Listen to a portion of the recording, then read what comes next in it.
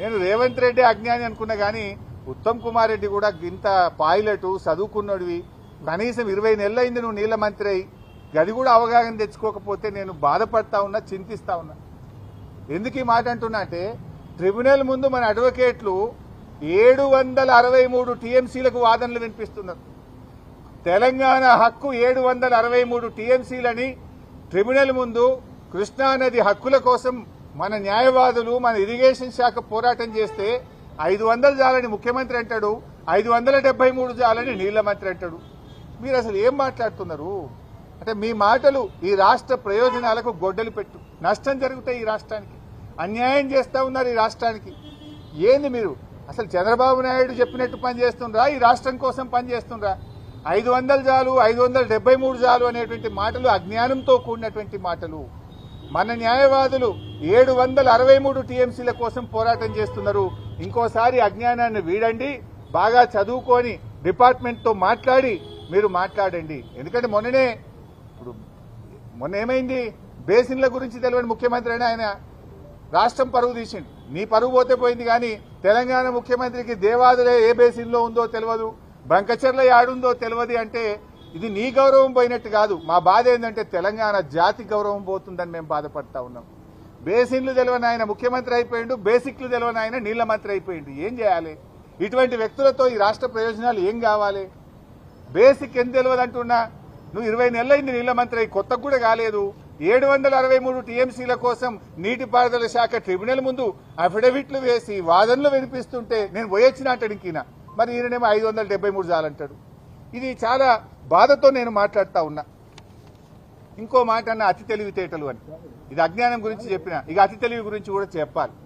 అంటే రేవంత్ రెడ్డి ఏమనుకుంటు నాకే తెలివి ఉంది, జనాలకు లేదు, నేను ఏం చెప్తా జనం నమ్ముతారు అని అనుకుంటుంటు. నిన్న ఆయన మాట్లాడుతూ ఒక మాట ఏమంటాడు అంటే, అతి తెలివి మాటలు ఏం మాట్లాడిందంటే, నిన్న ఉమ్మడి ఆంధ్రప్రదేశ్లో మేము 54 లక్షల ఎకరాలకు నీళ్లు ఇచ్చినాం. అప్పుడు అయిన ఖర్చు 91,000 ఎంతో అన్నాడు ఎకరానికి, 93,000 కోట్లు అన్నాడు. 54 లక్షల ఎకరాలకు నీళ్లు ఇచ్చిన అన్నాడు. ఎంత బాధ కలుగుతుందంటే ఆ 54 లక్షలు ఏం కలిపిండో తెలుసావే? రేవంత్ రెడ్డి తాత పుట్టక ముందు గట్టిని కూడా కలుపుకున్నాడు. నాయన కాదు, రేవంత్ రెడ్డి కాదు, ఆయన పుట్టక ముందు, ఆయన నాయన పుట్టక ముందు, ఆయన తాత పుట్టక ముందు, ఆయన ముత్తాత పుట్టక ముందు కట్టిన ప్రాజెక్టులు కూడా కలుపుకున్నాడు. ఏంటిది? 400 ఏండ్ల కింద కాకతీయ రెడ్డి రాజులు కట్టించిన చెరువులు కూడా ఉమ్మడి కాంగ్రెస్ పార్టీ చేసిందట ఉమ్మడి ఆంధ్రప్రదేశ్లో.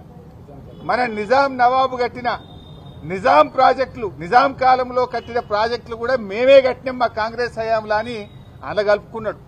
వాస్తవానికి గోదావరి మీద నిజాం సాగర్ 2,31,000 ఎకరాలు, గణపురం, అప్పర్ మానేరు, పోచంపాడు ప్రాజెక్టు, లక్నవరము, శనిగేరము, ఇట్లా ఎన్నో ప్రాజెక్టులు గోదావరి మీద ఉమ్మడి ఆంధ్రప్రదేశ్లో ఆనాటి కాకతీయుల కాలంలో కట్టినవి, నిజాం కాలంలో కట్టినటువంటి ఉన్నాయి.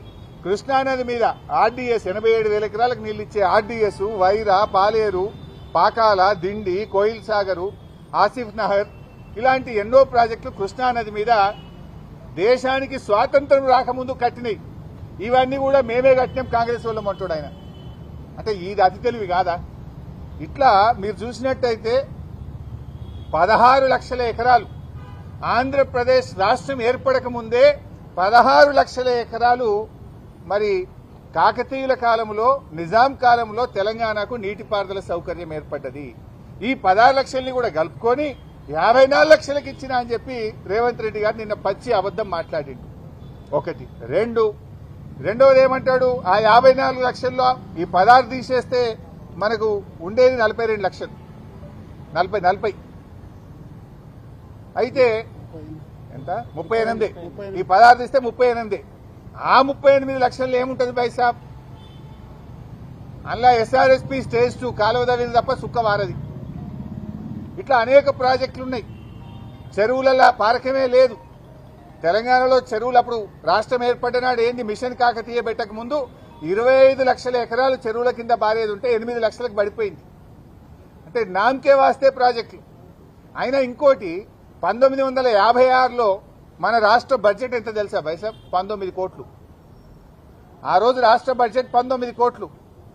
ఆ రోజు మరి వాల్యూ ఆఫ్ స్టీల్ ఎంత, సిమెంట్ ఎంత? అసలు ఆ డబ్బును ఈ డబ్బుతో కంపేర్ చేయొచ్చా? ఆ రోజు నేను రూపీ యొక్క వాల్యుయేషన్ చూస్తే ఆనాటి 100 రూపాయలు ఇవాళటి 10,434 రూపాయలకు సమానం. ఆనాటి 100 రూపాయలు ఈనాటి 10,434 రూపాయలకు సమానం. ఆనాటి రూపాయి ఇవాళటి 104 రూపాయలకు సమానం. ఈయన ఏం కంపేర్ చేస్తాడు? ఆ రోజు 94,000 ఎకరం అయింది, ఇవాళ 10 లక్షలకు ఎకరం అయింది. ఒకటి నిజాం కాలంది కాకతీయుల కాలం ఆయకట్టు కలుపుకుంటాడు. రెండు, ఆ రోజు 19 కోట్ల బడ్జెట్ అయితే ఈ రోజు 3 లక్షల కోట్ల బడ్జెట్. అసలు కంపారిజన్ ఉందా? రూపీ వాల్యూ ఏదో ఒకటి అబద్ధం ఆడి గోబల్ చెప్పి ప్రజల్ని తప్పుదారి పట్టించాలని రేవంత్ రెడ్డి గారు ప్రయత్నం చేస్తా ఉన్నారు. అయినా బీఆర్ఎస్ హయాంలో